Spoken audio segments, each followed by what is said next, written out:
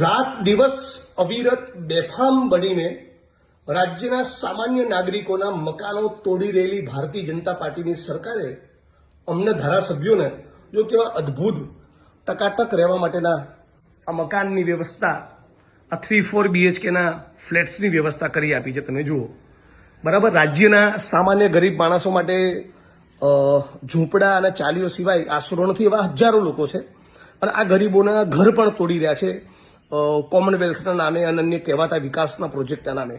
પણ વિડીયો ખાસ એટલા માટે બનાવી રહ્યો છું કે ફરી એકવાર એ વાતનું ટકોરો મારીને કહેવા માંગુ છું કે આ ફ્લેટ્સ, આ વિધાનસભાના તમામ સદસ્યોને આપેલા મકાન એ રાજ્યના નાગરિકોના ટેક્સનો પૈસો છે.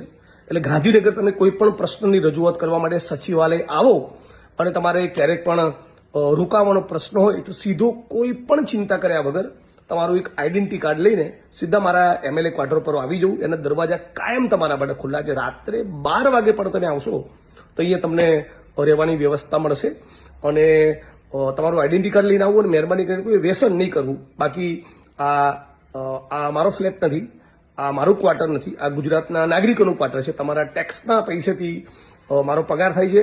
તમે જ મને ચૂંટીને મોકલો છો. એ વડગામ વિધાનસભાના લોકોએ કે આખા ગુજરાતના લોકોએ બધા માટે કહું છું, ગમે ત્યારે આવીને તમે અહીંયા રોકાઈ શકો છો.